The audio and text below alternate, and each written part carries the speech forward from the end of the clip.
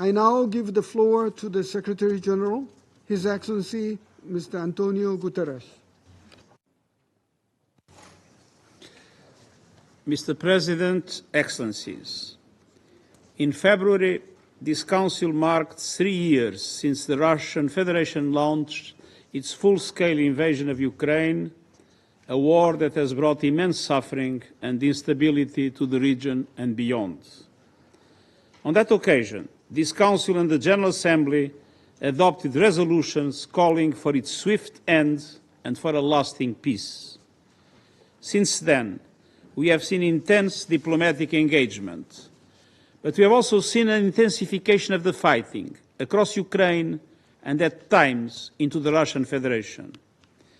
Ukrainian civilians continue to endure relentless bombardment in their homes, schools, hospitals and shelters.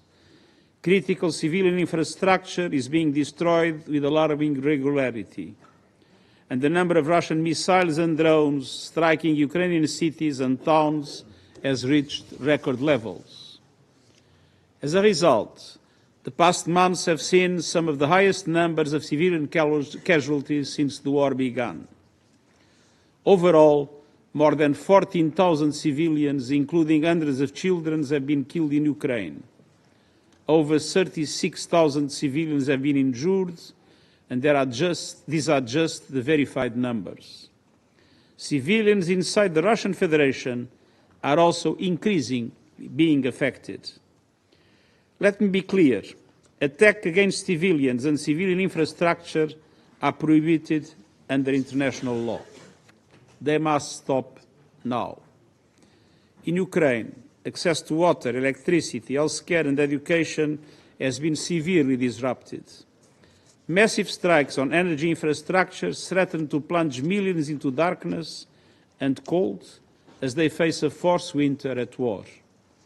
The threat to nuclear sites remains deeply concerning, particularly at the Zaporizhzhia nuclear power plant.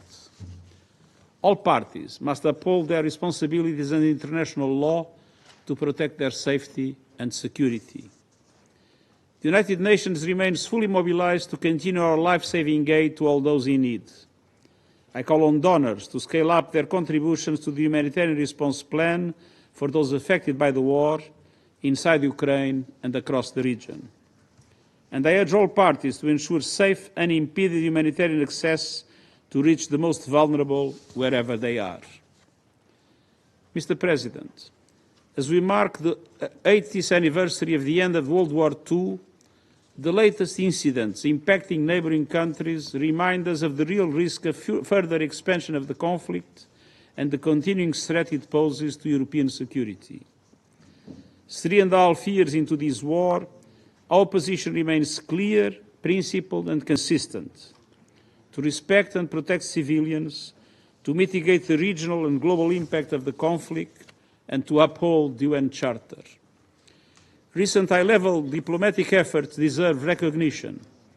I commend the dedication and political will demonstrated by the United States and others seeking to enable diplomatic solutions. I also welcome the direct talks between Ukrainian and Russian delegations in Istanbul, which have led to the return of hundreds of prisoners of war. They have also helped open channels to address other urgent humanitarian concerns, including the fate of detained Ukrainian civilians and abducted children. But progress on a much-needed ceasefire and a lasting peaceful settlement remains painfully slow. Every day of continued fighting undermines the chances for diplomacy to succeed and increases the dangers of further escalation. Excellencies, as this Council recalled early in the crisis, all Member States have undertaken, under the Charter, the obligation to settle their international disputes by peaceful means. We cannot afford to lose the current diplomatic momentum, as fragile as it might be. The longer this war continues, the more devastating its consequences for everyone. I therefore reiterate my appeal for a full, comprehensive and sustainable ceasefire, a ceasefire that paves the way for a just, comprehensive and lasting peace, a peace that is in line with the United Nations Charter, international law, and relevant UN resolutions. The United Nations is committed to fully supporting all meaningful efforts to end this war and to build a future of dignity, security, and peace for all. Thank you.